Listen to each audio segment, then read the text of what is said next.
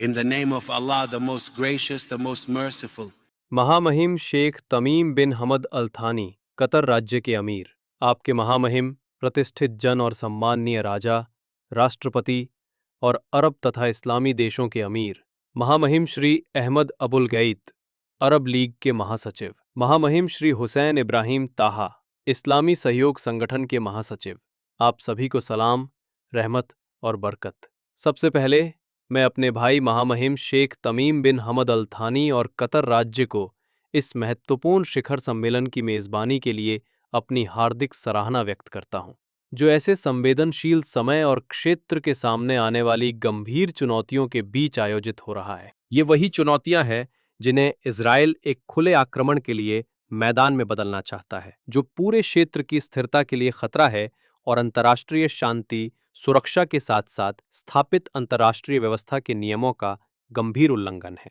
मैं कतर के नेतृत्व और जनता को ये भी बताना चाहता हूं कि मिस्र अपने भाइयों के साथ पूर्ण एकता और एकजुटता में है, उन घृणित इजरायली हमलों का मुकाबला करती है जो कतर के वायु क्षेत्र और भूमि में हुए हैं। ये अंतर्राष्ट्रीय कानून और संयुक्त राष्ट्र चार्टर का गंभीर उल्लंघन है। ये एक अत्यंत खतरनाक मिसाल है और वास्तव में अरब तथा इस्लामी राष्ट्रीय सुरक्षा के लिए खतरा है। स्पष्ट और बिना किसी संकोच के मैं यहाँ जोर देता हूँ कि ये आक्रमण इजरायली व्यवहार की ऐसी सीमाएं पार कर चुका है जो न केवल राजनीतिक बल्कि सैन्य तर्क को भी चुनौती देती हैं। हम इस इजरायली आक्रमण की सबसे कड़ी और स्पष्ट शब्दों में निंदा करते हैं, जो उस अरब देश की स्वतंत्रता और सुरक्षा पर हमला है जिसने मिस्र और अमेरिका के साथ मिलकर गाजा में संघर्ष विराम और युद्ध खत्म करने के कठिन प्रयास किए हैं। मैं चेतावनी देता हूं कि हम जो लापरवाह और अस्थिरतापूर्ण इजरायली व्यवहार देख रहे हैं, वो संघर्ष के दायरे को और बढ़ा सकता है और क्षेत्र को खतरनाक गतिरोध की ओर धकेल सकता है, जिसे स्वीकार नहीं किया जा सकता और ना ही नजरअंदाज किया जा सकता। महामहिमगण, प्रतिष्ठित जन और सम्माननीय जन, मिस्र अंतर्राष्ट्रीय समुदाय से अपनी नैतिक और कानूनी जिम्मेदारी निभाने का आह्वान करता है ताकि इन हमलों की पुनरावृत्ति न हो और इजरायल के भीषण युद्ध को समाप्त किया जाए। इसके लिए ये आवश्यक है कि पिछले उल्लंघनों के लिए जिम्मेदार लोगों की जवाबदेही सुनिश्चित की जाए और इजरायली व्यवहार के मौजूदा दंडमुक्ति पर रोक लगे। ये स्पष्ट हो गया है कि इजरायली पक्ष द्वारा अपनाई गई आक्रामक नीति में जानबूझकर सभी शांति प्रयासों को विफल करने के प्रयास हैं, ताकि स्थायी संघर्ष विराम और बंधकों तथा कैदियों की रिहाई की संभावनाओं को समाप्त किया जा सके। ये रवैया इजरायल की ओर से शांति की दिशा में काम करने की पूरी तरह से राजनीतिक इच्छा की कमी को भी दर्शाता है। इजरायली लापरवाही और बढ़ती घमंड के खिलाफ हमें अरब और इस्लामी दुनिया के नेताओं को एक साथ मिलकर ऐसे सिद्धांतों और आधारों की स्थापना करनी चाहिए जिनमें हमारी साझा दृष्टि और हित का प्रतिबिंब हो। शायद अरब लीग की हालिया मंत्री परिषद द्वारा पारित क्षेत्रीय सुरक्षा और सहयोग की साझा दृष्टि संबंधी प्रस्ताव ही वो आधार है जिस पर हम क्षेत्रीय सुरक्षा और सहयोग के लिए शासनकारी ढांचे को स्थापित करने की दिशा में अरब इस्लामी आम सहमति बना सकते हैं। ऐसे कार्यकारी तंत्रों की स्थापना करनी चाहिए जो वर्तमान संवेदनशील परिस्थितियों में किसी भी पक्ष को क्षेत्रीय वर्चस्व स्थापित करने या एकतरफा सुरक्षा प्रबंध लागू करने से रोकें, जो अरब और इस्लामी देशों की सुरक्षा एवं स्थिरता को कमजोर करे।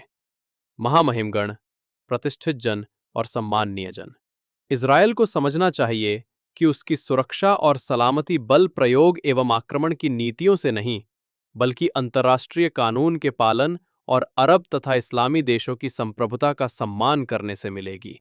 पूरी दुनिया को ये समझना चाहिए कि इजरायल की नीति क्षेत्रीय शांति की संभावना को कमजोर करती है और अंतर्राष्ट्रीय कानून, स्थापित मानदंडों और मानवीय मूल्यों का खुला उल्लंघन है। ऐसी नीति से केवल क्षेत्र में अधिक तनाव और अस्थिरता पैदा होगी, जिसके गंभीर नतीजे अंतर्राष्ट्रीय व्यवस्था और सुरक्षा पर पड़ेंगे। और इजरायल की जनता से मैं कहना चाहता हूं कि जो कुछ अब हो रहा है वो शांति के भविष्य को कमजोर करता है, आपकी सुरक्षा और पूरे क्षेत्र के लोगों की सुरक्षा का संकट पैदा करता है और किसी भी नए शांति समझौते के रास्ते में अड़चनें डालता है, यहाँ तक कि मौजूदा समझौतों को भी तनाव में डालता है। इनका परिणाम खतरनाक होगा क्योंकि क्षेत्र फिर से संघर्ष की ओर बढ़ जाएगा। शांति निर्माण की ऐतिहासिक कोशिशें बेकार हो जाएंगी और जो उपलब्धियां अब तक मिली हैं वे भी नष्ट हो जाएंगी। ये एक ऐसी कीमत है जिसे हम सभी को चुकाना पड़ेगा, बिना किसी अपवाद के।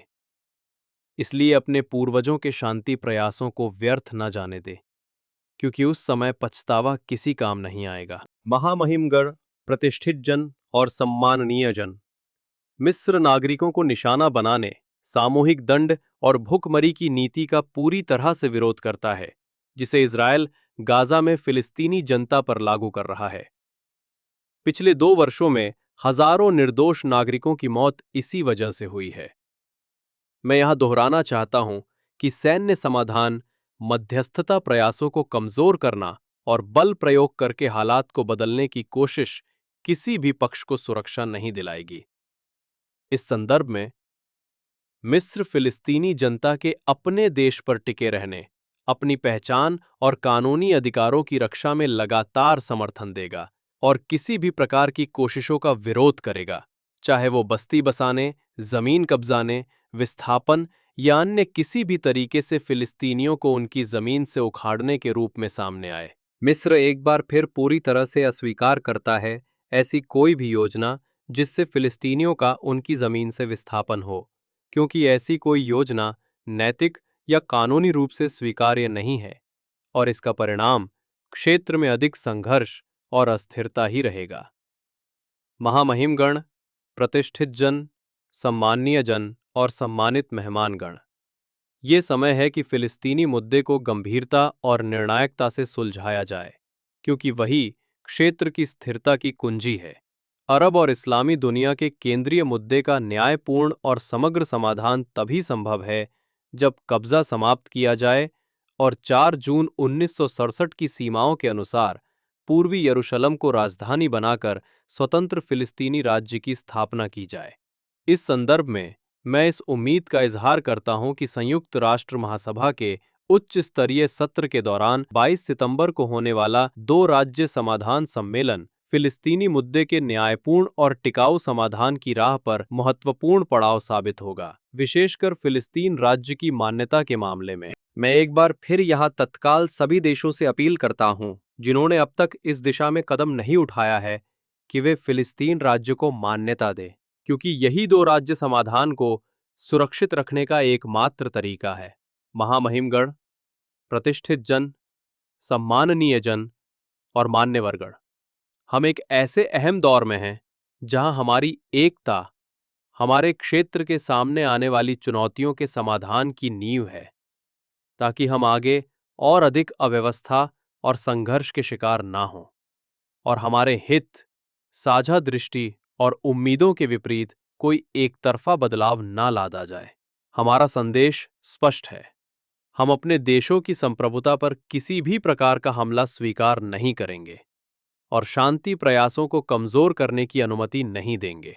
हम सभी मिलकर अरब और इस्लामी अधिकारों की रक्षा के लिए खड़े होंगे, जिसमें सबसे महत्वपूर्ण फिलिस्तीनी जनता का स्वतंत्र राज्य स्थापित करने और उन्हें आज़ादी, गरिमा और सुरक्षा के साथ जीने का अधिकार शामिल है। इस धारणा में बदलाव लाने के लिए जरूरी है कि हम मजबूत फैसले लें और उन्हें ईमानदारी व सच्चे इरादे से लागू करें, ताकि हर आक्रमणकारी पीछे हटे और कोई भी दुस्साहसी कदम बढ़ाने से पहले 2 बार सोचे। इस ऐतिहासिक और संवेदनशील दौर में हमारे लिए एक अरब इस्लामी समन्वय और सहयोग तंत्र की स्थापना अत्यंत आवश्यक है, ताकि हम वर्तमान राजनीतिक, आर्थिक और सुरक्षा संबंधी चुनौतियों का मुकाबला कर सकें। ऐसे तंत्र की स्थापना से हमारी मोर्चाबंदी मजबूत होगी, हमारी चुनौतियों का सामना करने की क्षमता बढ़ेगी और हम अपने हितों व सुरक्षा की रक्षा के लिए जरूरी कदम उठा सकेंगे। मिस्र हमेशा न्यायपूर्ण शांति और अरब तथा इस्लामी दुनिया की सुरक्षा और स्थिरता के समर्थन में हर ईमानदार प्रयास के लिए अपना हाथ आगे बढ़ाता है। धन्यवाद। अल्लाह की सलामती, रहमत और बरकत आपके साथ हो।